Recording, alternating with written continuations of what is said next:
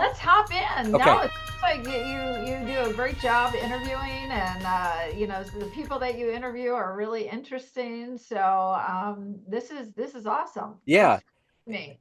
Yeah. And you're wonderfully interesting yourself. So we'll get into it. And to begin our journey into your work, I want to start with 5 years ago, this pandemic was really raging, entering new phases, so many things unknown.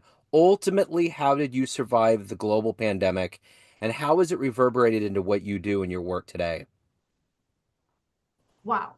Well, that was cool. Yeah, I cleaned a lot. First of all, I started there, and then doing all those things. But anyway, that's nothing. I realized at that point that my journey, excuse me, was more than a doll, and that's when I started writing a book. Yeah. Uh, and my editor is such a good friend of mine, and she really encouraged it. She's, basically said, "What else do you have to do?" Right? So why don't you dig in and start writing this book? And I did. And so that was my project during COVID. It was really healthy for me to do that personally. And I did have a lot of time because I am a public speaker. And at that point, I wasn't going anywhere to speak. So it really was a good time for me to just really buckle down and write it. And I actually enjoyed the process way more than I thought I would. So give me an abstract of the book. Give me kind of the pitch to get people into the mind of the book. Well, it's really interesting. It's about my entrepreneurial journey, which started 17 years ago. And I take you along the journey of it, but it's really interesting because my publisher said to me, "Where should we put you?" Right? They need to put you in categories, and you can pick three. And I'm like, I appeal to so many different groups. I appeal to people who are interested in a new type of business blueprint, because when I went into business, into the toy industry, I didn't realize that I really wasn't going into the toy industry, but I was going into the social change industry. And so what I did is unknowingly, I combined the both. I combined business with social change. And I do speak about this a lot at different universities. I was just a guest speaker at Indiana University at their Kelley School of Business, and just talking about this. So I have this blueprint. I also have I talk about the gender inequality and where it starts. It doesn't start in our teens or in our 20s. It starts the moment a child can hold a toy or book or watch a screen. And what I'm saying is that we need to look at the root of the problem. It's these ideas that children come out with by the age of 5 is really it really takes it really is set in preschool. And so I'm saying that the toy industry, the media companies, the publishing industry, we really need to hold them to a higher standard. Yeah. And it's for men and women. I thought for sure it would be geared more towards women. Can I tell you, Joe, how many men have emailed me saying, every dad needs to read this. Every man needs to read this. I am giving this to every new father, whether they have a boy, a little girl, they need to read this. And so that's been really heartwarming to hear that Yeah. men are really taking to it as well. So I think those things that have like gender, presumed gender confines around it are very appropriate for the other gender to get into. We need to understand each other better. You know? I mean, because we tend to be mysteries to each other because we just operate so differently. So if we could get on the inside, there's a level of us that would get trade secrets and a better understanding, which just increases empathy and everything else.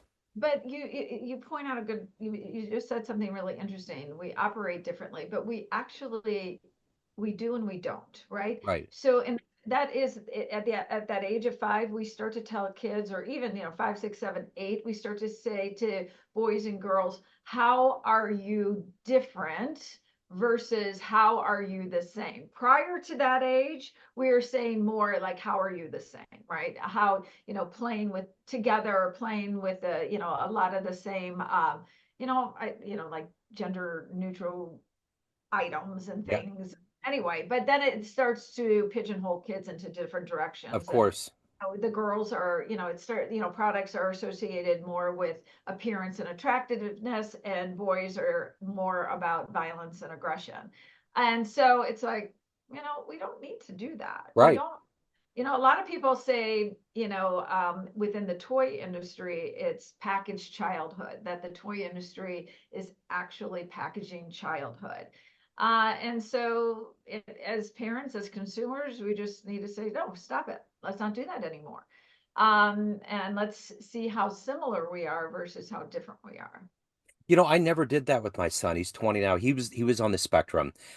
But I never did that. Like he would have dolls, he would have other things, and I've never really been into that whole macho war, guns. I just think it's too much. I think all of that can lead to what we are living in America right now. This glorification, this kind of adoration of it's okay to have violence, but if you see an exposed leg, people panic. It's like it's so anterior to our human condition to have these glorifications of and we've definitely in 2025 entered this level of toxic masculinity. It's rampant and it's really bad. Like I never taught my son any of that and gender roles and you got to do this and you can't play with that. And I think people get so hung up on it. We've created this environment that's just not okay for the psychology of us as people. No, it's very heavy and it's unhealthy. Yeah. It's yeah, I think we're all feeling like the pressure of all of it and this toxic masculinity. I've never bought into as well, of course, but I have two sons and they're older now in their 20s. But they were so empathetic and so kind, and I didn't want to encourage them to be aggressive or violent outside of their comfort zone, right? I mean, Yeah. so I agree with you. It's like, why do we have to say boys, boys don't cry? It's like they do, and Yeah. it's okay to cry, and girls shouldn't be, aggressive. And it's like, well, it's really okay for girls to be Yeah. aggressive. That's fine too. So I just don't, I never understood why at a younger age that we need to start telling boys and girls, you can't be this way and you need to be this way. Yeah, for as many advances as we've had, politically speaking in this country, things have just kind of gone into a reversion. But the good spot in Kansas City, speaking of levels of aggression and just kind of mincing up genders, we have the world's first women's soccer stadium, and No. it's yeah. And last year, Time Magazine voted that the number one destination on the planet. I was like, wait, wait, wait, wait. This is Kansas City. What are you talking about? So yeah, those things are really good and I mean, there it's packed every time. I mean, we have a handful of celebrities from Kansas City like Jason Sudeikis and Gardner from SNL, and they're always out there. Paul Rudd. So anyway, it's kind of nice to see that you know hopefully sports start getting into this genderless role where it's just you're going to a basketball game. You're not going to a WNBA game. You're going to a game. Mhm. And I think we're going to get to that point. I think it's the popularity and just the way people are viewing sports, it's getting there. So that's a good Mhm. thing, you know, Yes, yes, for sure. yes. So let's get to the heart and soul of what you do on a daily basis. And kids are the truth serum. They get to the point. I'm going to put you in front of a bunch of 12-year-olds. It's career day. And the kid in the back of the room is like, hey, what do you do for a living? How do you answer them? How do I answer that? Well, anyway, let's see. I think one thing that I would tell the kids is that I had an aha moment. And a lot of people, that's what sent me on my journey was an actual aha moment. But there were many situations that preceded that shaped who I am and how I feel about gender issues and gender inequality. But I would start with telling them and you, Joe, and your audience that I had, sometimes you hear of people having aha moments in glamorous places, right? Like somebody in a mountain or walking along a beach. And mine was not. It was in a toy store. So it wasn't glamorous at all. So my daughter was 9 at the time and she had just gotten done playing soccer. So she looked like a normal kid on a Saturday afternoon when we're having like this panicky parenting moment, at least I am. And because she needs a wrap birthday gift for a party she's attending in 30 minutes, right? So one of those like, we got to get this done. Yeah. So we get into the toy store and a line of dolls just stopped me in my tracks. They had on short skirts, crop top, belly button ring, big hair, lots of makeup. I look at my daughter, I look at these dolls, I pick up one of the dolls, and the name on the hang tag is Lovely Lola. And I bought it because I was out of my mind. I had a complete meltdown in the toy store. Yeah. But this is what it looked like. So Yeah. I'm looking at my daughter who has her soccer uniform on, and then I look at this thing and I started picking up the other dolls in the line. It was Dazzle and Destiny and Cute Candy and Sizzle and Sue. And I thought, what in the world are we marketing to girls? Yeah. These images just don't, it doesn't just affect little girls, it affects little boys too, because Yeah. they think, well, little girls should look like this, right? This is what, this is the dolls my sisters play with, or my friends' sisters. And it's not. It Yeah. doesn't represent who a little girl is, and a strong, smarted, adventurous little girl. So I decided to do something about it, and it took 2 years from rough draft to the actual debut, which was the first doll, which was Tennis Girl at the U.S. Open in 2008, and those 500 sold out in 6 days. Now, I should tell you that I knew nothing about the toy industry at all. I knew nothing about designing. I knew nothing about manufacturing, how I was going to get my product onto shelves. So I had to figure it out.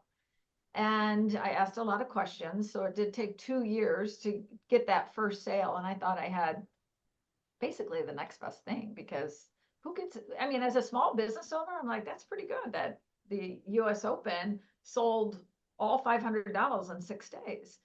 And so my next goal was, I persevered because I really wanted the dolls to get out there. I had 9, and I launched them at the New York Toy Fair in February of 2009. And that's where everybody comes in from all over the world, industry leaders, to see what the next best thing is. And seriously, Joe, I thought, it's me. It's Yeah. me. I've got the next best thing. Yeah. And that's when I started to hear buyers. They would come to my booth and say, I love your product. My daughter plays soccer. She would love Soccer Girl. And I'd say, great. How many would you like to buy? And I'd always get the hand. I'd always get, oh, no, no, no, no. We're not going to buy them. And I'd say, well, why? And I'd always hear, because girls like fashion. Can you create a fashion doll? Ultimately, girls like fashion. I'm like, that's my point. Yeah. As a mother of a daughter and as a woman, I'm positive girls like more than fashion.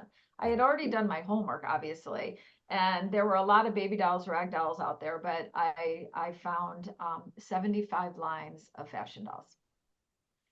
Do we need another line of fashion dolls? Absolutely not. Right. And when girls gravitate towards fashion because that's all you're offering them, well then yes, you're going to say they like fashion because that's all you're offering them. Yeah. And so that's when I hung in there for 5 long years. It was hard. I mean, Yeah. I had enough to keep my business going, barely, barely, and I never took a salary, but I knew girls deserve more. I knew they didn't deserve to be pigeonholed into this area that they needed to look and act a certain way. Yeah. And sadly, by the age of 9, a little girl's research shows that a little girl's confidence peaks, and that's when she starts to conform to the way a girl should look, should act, and should feel. And it's not surprising with the confusing and conflicting messages they receive. So anyway, that is what I did for a long, long time. But after those 5 years, I'm going to pause right there in case you have any questions. No, I think that's the beauty of the entrepreneurial spirit is that the best answer I've ever gotten about how that works, how it really genuinely works, is that you're out there solving a problem. You're going out there not thinking about the money, not thinking about anything other than there is a problem and I'm going to solve it. That's it. And at that Yeah. point, you just have to take your mission, you have to run. So I'm curious, when you were 12 years old, what was your dream life? What did you want to be when you grew up? Well, it was interesting. I always thought I am going to own my own business one day. Okay. Yeah. I always thought I wasn't sure what it was going to be. But I always thought, gosh, I'd really like to own my own shop, my own business, but I never knew what it was going to be. I mean, even when I was in college, I thought, oh my gosh, I want to go into communications. And then I changed it. And then I was, I'm like, okay, I'm going to go into business. Then I changed that.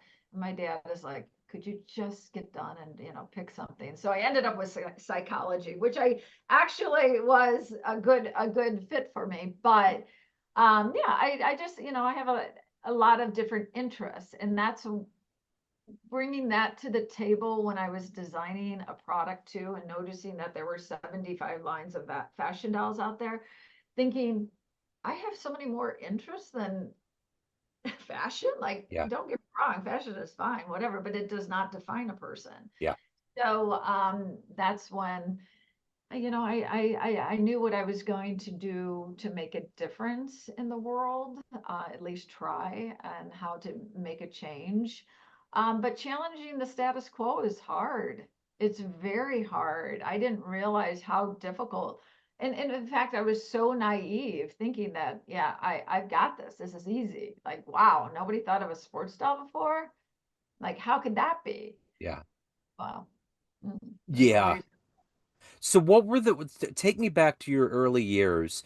Who was an inspiration? What were some foundational elements that were planted into you, not only for the entrepreneurial spirit, but to fight, to see a vision, stand behind it, and go to the finish line? What was that about your upbringing life? Well, um, I was surrounded by very smart people in my life, very kind people in my life. But I did notice a lot of uh, the women in my life did a lot. They they worked, they took care of the kids, they took care of the house, a lot of it. And I thought, why aren't we seeing more equality? Because these are kick-ass women, and I'm telling you, they could run the world. So, and throughout my life, I started seeing this more and more. When I got to college, I felt like there was more equality. But then after college, I definitely noticed some inequality. And one experience I have, and I write about it in my book, I was so shocked, is that I was in an interview in a room, and this guy and I were interviewing for the same position. And after we went through a series of interviews and whatever, tests. And then they said to me, Jodi, can you just stay for one more test? And they let him go. And I thought, gosh, that's great. Maybe I got the job. And they pulled me back and they gave me a typing test. Wow. And I said, well, why didn't he have to take the typing test? And she's like, well, that's just the way it is. And yeah, so I started to see this inequality right away. That was in the late 80s, after college. But when, I just saw, I could bring up many examples, religion, sitting in at church with my parents, and thinking, why is at a very young age, why are women always talked about as his wife, his sister, his daughter, and they just didn't have names, right? They were always his something, and it really bothered me. But you know what, I never made waves. It was just something that I just observed. Yeah. So, and I think one of the main people for me when I was younger, I was a big Billie Jean King fan, Yeah. and I still am. And she did so much with, especially with the Battle of the Sexes, right? With Bobby Riggs back in the 70s. And that still is the most watched tennis match Right. ever. They did a show And on that at one point. It was 30 yeah, for they 30. did. Yeah, Yeah. just a couple of years ago, maybe It was 5 years great. ago or Yeah. something. Yeah, yeah. So anyway, and she's just done so much, for equality and for the world, the sports world. Yeah. She's really a change maker. So she's been really a big influence, and I enjoy reading everything she's doing. I think she's 85 now, and she's still doing amazing things. Yeah. So yeah. I've seen her images ever. Yeah, she's maintaining and keeping it going. So, who's your favorite entrepreneur? Is there an entrepreneur you look up to?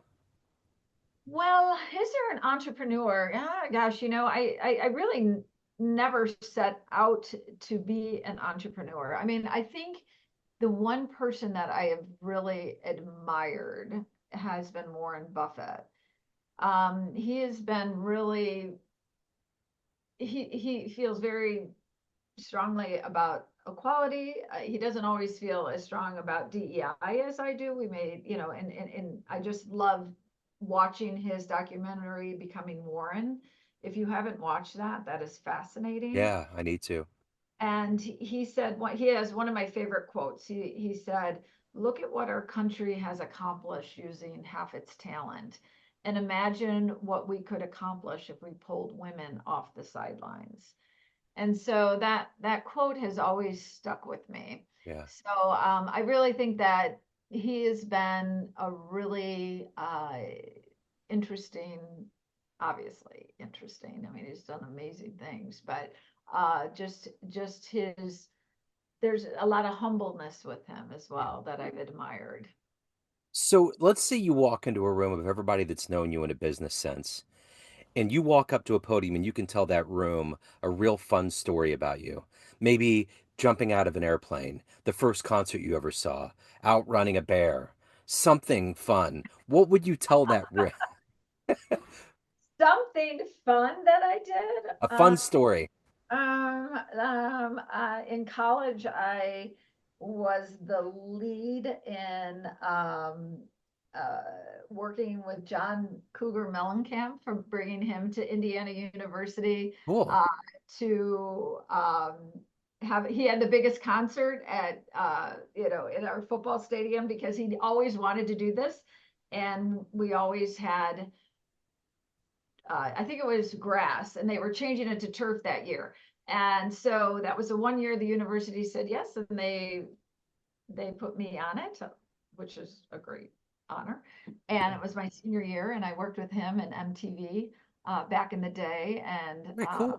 I had the best senior year possible, and went to his house many times and played tennis with him, and had dinner over there. So yeah, I was. That's you are the quickest to answer that because this always throws everybody off. And Oh, that's one of really? the best stories that I've heard. They did a documentary on him. Have you seen that? No, not yet. Oh, it's great. Okay, all I right. just hadn't considered John Cougar Mellencamp that much. It's not like one I've always liked his music. I'm a kid of the 80s. I grew up Pink Houses, that whole vibe that he put out.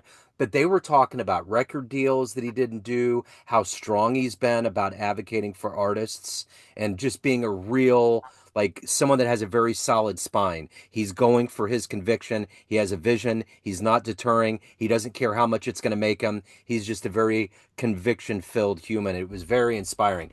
Cast him in a whole new light for me. I loved it. He was very instrumental in that Farm Aid back in the 80s too. Yeah, Yeah, that tour, I think he was the lead on it. And Pink Houses, I tried out for that video, yeah. and I did not get the part. It My that was girlfriend and I did. We went and we just said, we're just gonna apply and yeah. interview for it. And they're like, yeah, no, yeah, But we're looking for different people. that was back when there was videos. That was the biggest thing in the world at the time. You Right. know, I remember that premiere of that. So let me ask you this. If you had a dream tonight and ran into the 18-year-old version of you, and you could give that young version of you a piece of advice based on this life you've lived, the wisdom you've accumulated, what advice would you impart on your younger self? Now I would say trust your gut. Yeah, Trust your gut. Do not question yourself as much as you've questioned yourself. You've got a good gut. I would definitely believe in myself a lot more yeah, instead of saying, well, maybe I'm the one that's wrong about this, which yeah, I do a lot, and I'm trying to get better at it because I have a pretty good track record of being right. I'm not, I mean, I'm wrong, of course I'm wrong on stuff, but just trusting my gut yeah. a little more in decision making. What are you the proudest of everything that you've evolved to, everything you've achieved? What are you the proudest of? This is going to sound super corny, but my three kids. Sure. Yeah. Yeah. Honestly, they're like my favorite people. I'm so proud of them. And as any parent knows, Joe, right? It's the hardest job we'll ever have Yeah. is being a parent. It's not easy at all. And I really feel for parents nowadays. We were the beginning era of social media with our kids, and now it's even worse. I just really hope our country follows some of the other countries with regulations with social media and phones. You know, it's not good. It's not Yeah. good for their mental health. Yeah, I agree. I totally agree. So at the end of the day, Jodi, everyone has a perception of you. Family, friends, clients, colleagues, everyone that gets your book, everyone that knows you, but you run the show. What's your perception of you? Who do you think you are? Who do I think I am? I think I'm pretty grounded. I think I'm very passionate about gender equality because why is it so hard? I'm just asking for the basic human right of equality. And we just don't have that in our world. We're about the World Economic Forum has put us at 136 years away from true gender equality, which is that's just not acceptable, and it shouldn't be that hard, and it shouldn't be that difficult. So I'm definitely determined. I am persistent, and it's fueled by passion when it comes to this. I'm not persistent about everything, but I am persistent about this, and I just won't stop, and I'm just asking for the help of good men who understand that, that gender equality takes the pressure off of everybody. Yeah, Society, if society is represented by men and women equally, and we view it through the eyes of men and women equally, we have greater balance. And right now, we just don't have that balance. It's very off. I agree. So if anyone wants to pick up a copy of the book More Than a Doll, they want to reach out, any of the good business, anything that you're doing, what's the best way for them to do that? Well, you could reach out to me on LinkedIn. I'm on all social media for the most part platforms. I write on Substack, so you can reach out to me there. I write for Ms. Magazine, so you can follow me there. Yeah, so you can. I'm always happy to answer questions and help guide people if I can, and hopefully give people some courage. Yes, absolutely. Jodi, this has been wonderful. Thank you so much for your story. Thank you for your time. Best of luck with the book and everything else. I appreciate it. Joe, thanks for having me. Yeah, it's been wonderful. Hello, friends. Joe Dimino here. I just wanted to let you know that after 30 years or so, I have finally released my first book of poetry through the mighty Spartan Press here in Kansas City, Missouri. As the creator and host of both Neon Jazz Radio and the Famous Interviews with Joe Dimino podcast, along with being a visual artist, I'm ready to embark on a new adventure and want you to be a part of it. You can get a copy online via Barnes & Noble, Amazon, and actually on the streets in Kansas City at the great Prospero's bookstore off 39th Street.